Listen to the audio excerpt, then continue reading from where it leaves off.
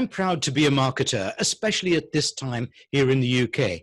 My personal belief is that if the UK economy is to prosper, then I firmly believe it will be down to marketing's efforts to discover and open new markets, especially overseas. Indeed, here at the TopGun Sales and Marketing Show, one of our sub-brands is called Sell Global. But sadly, I think businesses, especially SMEs, small businesses, are too slow to embrace exporting.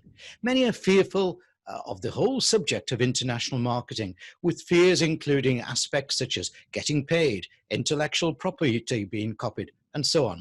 Well, that's my personal experience, but am I right? And what can be done about it? I'm delighted to introduce you to a guest who is a renowned expert on international marketing. He's an acclaimed author and lecturer in marketing at a number of UK universities.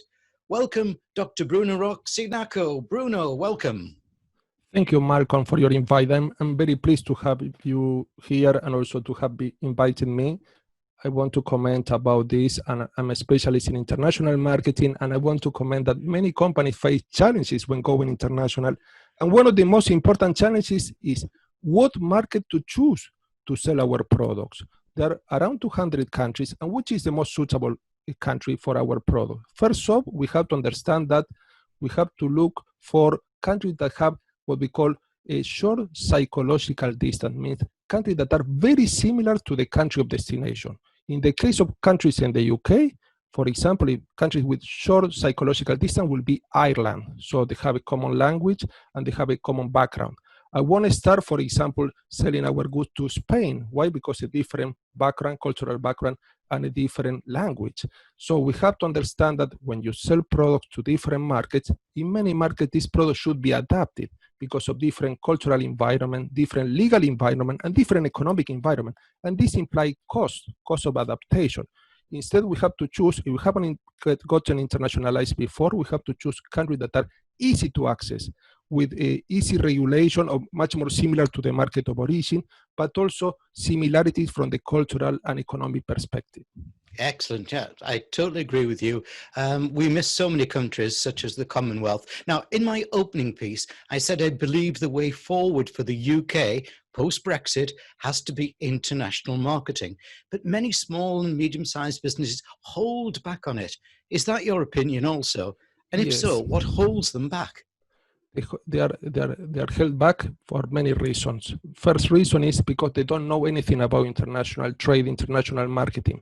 It's a new world to them. They are very confident in the local market, but the international market implies new regulation, new economic environment, custom procedures, international logistics, use of containers and pallets. So it's much more complex. And in some cases, companies do not dare to take the first step. Start with occasional export activities, or for example, participating in some training activity. The government here in the UK have a lot of training activity for companies, and they have also some subsidy for companies to start up with some international activities. And also some companies are very fearful of going international because they know that they will be competing with big players, companies that won't ask only for small volume, but they will look for big volumes. And in some cases, companies cannot supply these buyers with these big volumes, and then in some cases they cannot go alone. They might be going in partnership with other companies because the minimal volume in international trade tend to be much bigger than the one requested in the local markets. Yeah, I'm with you on that one. So let's look on the other side of the export coin. What are the essential things that small businesses should be doing to improve their international marketing expertise and experience? Very important. This is a very important question. The first thing that they should do, get in contact with, for example, the government agencies that they have a lot of information about what we call market opportunities. They have market profile. They have description of different markets for different products, but also I will contact binational chambers, chambers of commerce. Chamber of Commerce, for example, if I want to export to Spain, I will contact the UK Spain Binational Chamber of Commerce because they have a very important link between both countries. And also I will contact the embassies of our country abroad. So because they have a special section, a commercial section that is obviously special, especially the consulate. They have a special section that they provide exporter in the market of origin with lots of market opportunities. And lastly, I will encourage them to participate, if possible. In some cases, they are developing in a virtual way, participating in fairs, trade shows that they will provide them with a lot of insight what is going on in the global market. Yeah. Sadly, though, you can't really go to trade shows and be there face to face. But do virtual trade shows work just as well? Obviously they don't work as well as the in-presence ones, but obviously they can give you a feel of what is requested by international buyers. And also the trade shows are not only important to find buyers for our product, but also to find potential partners. So business partners are always willing to participate in these trade shows, and they're looking for partners to develop what we call strategic alliances. Strategic alliances means that, for example, company can produce a good together, or they can enter a market. Some companies could be the local companies, and the other companies will be the foreign ones, and they complement with their resources. Some will provide with financing, some will provide with technology. So international partners, trade shows, even virtual ones, are a good way to access information with a very low budget. Because we have to understand that small and medium-sized companies, they have very low budget. They have very limited resources, so they have to look for training, free training, most of them delivered by the government, but also some subsidies, and also in some cases participating in this event, even online event, that provide them with opportunity and getting in contact, as I mentioned, with different diplomatic representative abroad. Okay, yeah. Now, it's many years ago since I passed my Chartered Institute marketing exams in international marketing, many years. But so bring me up to date. What are the essentials in learning about international marketing success that a marketer needs to embrace or be skillful about now? Very important, very important. In international marketing, there are two main points that you have to be aware of. First off, that it's more likely that you are not selling the product in the same way that you sell in the local market when you're selling this product abroad. So this means that the product will be subject to some degrees of adaptation. Adaptation means that you can modify, for example, the packaging or the text or the language on the label, or for example, you might modify the quality levels because the quality levels are different in the market of destination, or you might modify the promotional aspect because of cultural issues that could be affecting promotion. You might even modify the price. Why? Because the export price include other charges that, for example, international transport and also custom charges and also import taxes in some cases that are not present in the local price. So we have to be aware that adaptation is very likely to happen in some cases to a big extent, but in some cases also you have to understand that there are different ways to penetrate a market. Different way. Export is one of the ways to penetrate the market, but another way to penetrate the market is licensing. Licensing, for example, you have an asset that is protected by intellectual property legislation, and you can, for example, allow company, you can seed this asset for other company to use, for example, your brand or a business model, and then they can use this and they can pay you royalties. You can have franchising, you can have investment abroad, this means producing the good abroad, you can have outsourcing.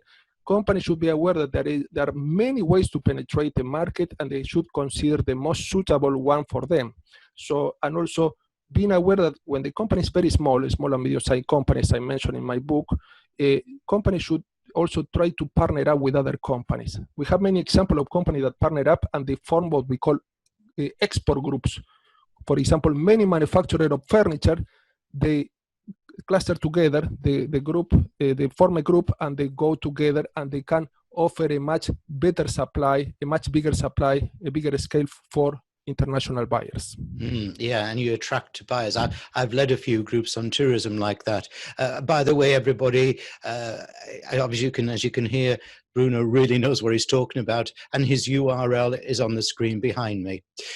Bruno, you've got exceptional expertise in social marketing. What do businesses need to know to make it work for their international marketing? Do they, for example, have to accurately translate their marketing message into the language of their target country? Very important question. You know, this topic touched my heart directly. Conscious business, social marketing, social entrepreneurship are very important topics. They're not a fad. There is a trend that came to stay, and you will see more companies, a new generation of companies that are catching up with this trend. So companies have to understand that bottom line, this means getting profit, is not enough. This is a very simple approach on business. Companies should go for what we call triple bottom line. Caring for profit, which are very important, caring for people, individual like customers, suppliers, employee, community members, how you care for these people. Caring for employees means recognizing their achievements, paying a fair salary. Caring for customers, try to offer the best product for them, not deceiving customers. Caring for the environment implies, for example, being environmentally friendly, using renewable sources of energy, and also caring for the planet. So caring for profit, people, and planet. So companies have to understand that when they have a conscious approach, their image, their brand image improves, and they attract more talented people. They are a natural magnet to talented people, but also employees feel much more fulfilled, realized, because they are contributing to a meaningful mission. But at the same time, customers, if they have the option, they will try to choose companies that are at the same price, with similar quality. They will choose companies that are consciously approaching business because they feel that they're contributing indirectly to well-being of the communities and the world in general. So the best approach is any business activity that I'm performing, I should ask myself, am I being conscious? Am I taking into account all relevant stakeholders? I am developing win-win-win-win agreements where every stakeholder is benefiting from this transaction. Yes, exceptionally important. Look, just on the language thing, and this is allegedly, by the way, Bruno, I seem to remember allegedly Vauxhall had a car called the Vauxhall Nova, and when they tried to get it in Italy, it wouldn't sell because their Nova means no go. But you know. Okay, no, very important. Yes, yes. We have many cases in international marketing that companies use the same brand and without knowing that the brand has a negative connotation also. When you test, you have to important also to ask, for example, representative, the diplomatic representative abroad, if the brand has any negative connotation or talk to people that speak the local language to see if the brand has negative connotation. Because in some cases, this is very common in car factory sector, companies have to adapt the name of the model or the brand because it sounds bad or has a negative connotation, sounds offensive. The same apply with advertising and promotion. In some cases, advertising that could be good in some countries, countries that are more liberal, could in some countries that are very well focused on religion, tradition, and values, could be offensive, to their values. Yeah, I totally agree. And it's just common sense as well, isn't it? It's common sense. But common sense not necessarily is commonplace. And we have to understand that many companies try to act in the same way that they act in the local market. And we have to understand that every market abroad has different economic environment, different cultural environment, different legal environment. And we have to make the effort to be aware of these differences, also what we call in cultural studies, being culturally sensitive, but at the same time making suitable adaptation for each market when necessary. Now, that leads me on to my next question. My experience, especially with many years in the travel industry, is that culture does not cross borders, especially business culture. What's your thoughts on this, and what do you tell your students to do? Okay. This is a very interesting question. I agree with you partly on this. Culture doesn't cross borders, but we have some products in international market that we call transnational products. So it's true that what you say that, for example, McDonald's selling their burgers abroad through franchising, they will adapt the burgers. If, for example, in India, they won't sell cow meat because of religious tradition and values. However, some products like fast food, the product as a big category could be considered as transnational. This means that cross-culture. This means that the same product will be sold worldwide in different markets with very little adaptation. I will give you the example of mobile phones, or for example, social media, or for example, luxury product like perfume. That obviously you have this product that are sold worldwide with very tiny adaptation. This is very common in electronic product or high technology products because the products can be sold worldwide, taking into account different adaptation. But I agree, some product like clothes or food or some product related to fashion, it could be subject to adaptation, and adaptation that could be for cultural reasons or could be economic reasons. Some countries are less developed and they cannot afford paying a product at the same price as in the country of origin if the country of origin is a developed one. So we have to be aware that 3 levels of adaptation are legal aspect, the legislation of the market of origin and market of destination might vary. Economic aspect, the different situation, one country could be less developed than the others, and also cultural aspect. Cultural aspect different. Cultural aspect include language, religion, body language, tradition, what are the values. Some countries are much more individualistic, some countries are much more collectivistic, some countries are much more focused on tradition, some countries are much more future oriented. We have to be aware, and there is a lot of previous research that companies, including medium-sized companies and small companies, should do before getting internationalized. Great. Now, perhaps a tricky question, okay, but one that's maybe on the mind of many a potential exporter watching this. You're the author of a book on compassionate business and will kindly be on our Conscious Business show. But our approach in our Conscious Supplier brand is to encourage best governance and conscious ethics throughout a business and in its supplier and customer dealings. Now, the UK rules are strict on bribery, modern day slavery, new rules out today, transparency, and much more. But when sales and marketing goes overseas, that apparently becomes a drawback. How do you teach your clients and your students getting into international marketing to overcome with integrity these apparent drawbacks? Very important question. So integrity is about avoiding manipulation and avoiding any win-lose agreements. This is my definition of integrity. So when you're relating to a supplier, international supplier or local supplier, or to a customer, another important stakeholder, you should always develop win-win agreement. This means that you should first understand their needs, their interests. And in the negotiation process, you should look for deals that are sustainable, means that they try to contribute to a long-term relationship, a mutually beneficial relationship. So we see that in some cases, companies act in an unethical way. This means that they're acting in a malevolent way, they malfeasance or any other type of ethical issues.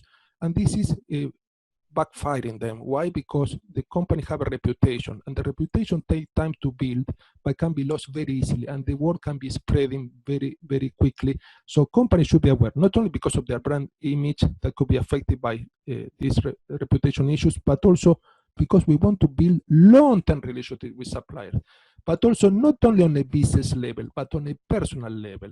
I implied with this, and I mentioned this in my book, that companies should build relationships which include the human side. This means, for example, calling suppliers to, for example, greet them in their anniversary without any reason to close a deal, only to greet them because they have the anniversary of their startup or because of an important event, because they open a new branch. So building relationship on a personal level is important because business is about relationships. So you cannot obtain key performance indicators such as profitability, productivity, and efficiency without caring for relationship. So the building brick of any business, international business or local business, is the human being. So I advise companies to develop long-term agreements, win-win relationship, and also taking into account what are the main interests that are related to this supplier or customer. Am I meeting this with this proposed agreement? Very, very important. We're finding the other way around, where we're helping Indian companies and other places get into the UK, and when we talk to them about compliance, they draw back. But that's for another day. Bruno, let's finish our chat today with you giving our Top Gun show viewers the top 3 things that you think that businesses need to consider if they want to achieve international marketing success. Very important. The first tip will be getting aware that the local market is completely different from the international market. So we have different cultural environment, different economic environment, and different legal environment. But you have other complexities such as custom procedure, logistics, and other aspects that are making this transaction much more complex. I should get in contact, if I am a small and medium-sized company, with government agency, with representative abroad, with international chamber of commerce, and also I will attend some courses online or offline to get more knowledge about how to research on international market and also how to discover business opportunities. A product that could be very well known in the local market might not be known in some international market, and this could be a very important opportunity. So first, tip, awareness of the differences between both markets. Second tip is start to explore some markets. We have a lot of countries, hundreds of countries in the world, around 200 according to different statistics. So try to pick up countries that are more suitable for my products. Countries, I will start with not too big countries, small countries, and countries that have some similarity. From the cultural perspective, from the legal perspective, from the language perspective, we call this short psychological distance or short cultural distance. Why? Because they make things easier. Because we don't have to adapt so much, and we don't have to, for example, take into account costs that imply that the product will become less competitive. And the third tip is, start when we engage in communication with some buyers abroad, I will start offering them, if possible, if our product allows us to do some samples. So samples is a very small sample or a very small amount of the product that implies that the buyer can test the product and know the quality levels and know, for example, the packaging, know about the packaging, know about any aspect of the product. And then if they are pleased with this and we agree on the price and other conditions, we can send a bigger supply. But it's important also to take into account that there are specific regulations for sampling, sending samples, and so on. So these are the three main tips. Dr. Bruno Cignacco, you truly are an expert in international marketing. Don't forget, everybody, Bruno's URL is behind me where his books are available. Thank you very much indeed for a very, very interesting interview. Thank you very much, Malcolm. I wish that there could be more programs like this. I really appreciate your generosity, and I feel very honored to have you here, and thank you for having invited me.